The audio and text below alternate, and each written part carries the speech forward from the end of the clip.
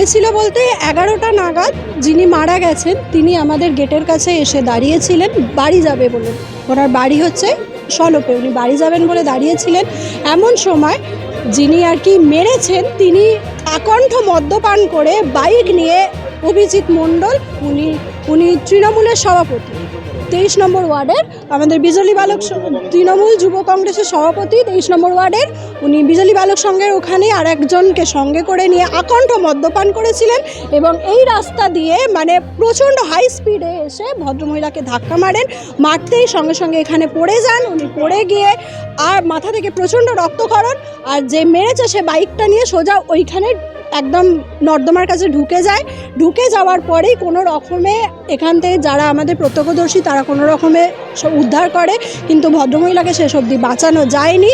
যিনি মানে অত্যন্ত মদ্যপান করেছেন তাকে যখন তুলে দাঁড় করানো হলো তিনি আর দাঁড়াতে চাইলেন না। ওনার সেই সময় মনে হলো যে হ্যাঁ আমি পুলিশের কাছে চলে যাচ্ছি, ওটাই আমার সেফ সাইড।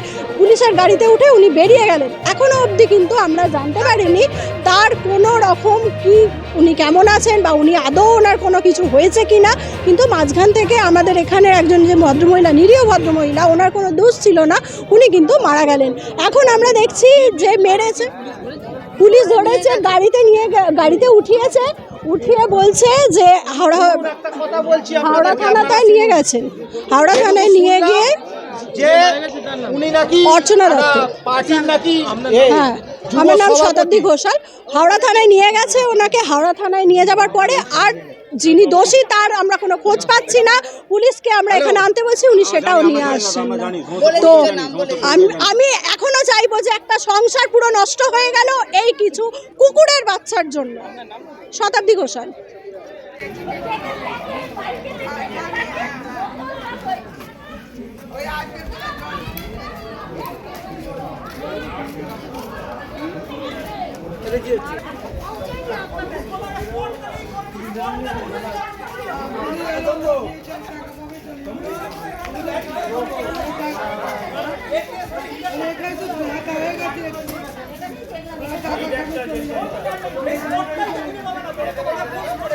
এইখানটাই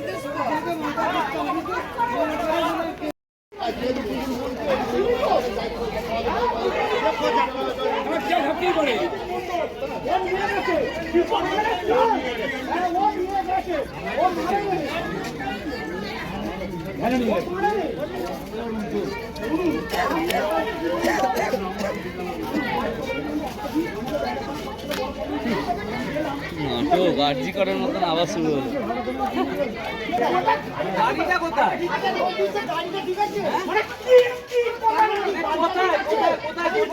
কোথায় পাংচারটা?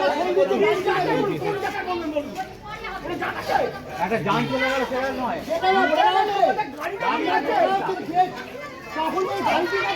মানে এবিসিডি কোন জায়গাতে কি বলবো, সি বলবো না বি বলবো না বি বলবো, কোন জায়গাতে গো এরকম বলছে? আগে জিজ্ঞেস করে গাড়ি ঠিক আছে, গাড়ি ঠিক আছে স্যার। আপনার উপরে আমার মনে লাগছে যে আপনি যে এত আস্তে কথা বলুন। আপনি এরকম ভাবে আর এরকম পজিশনে এরকম গাড়ি চালাবে, যার মা চলে গেল না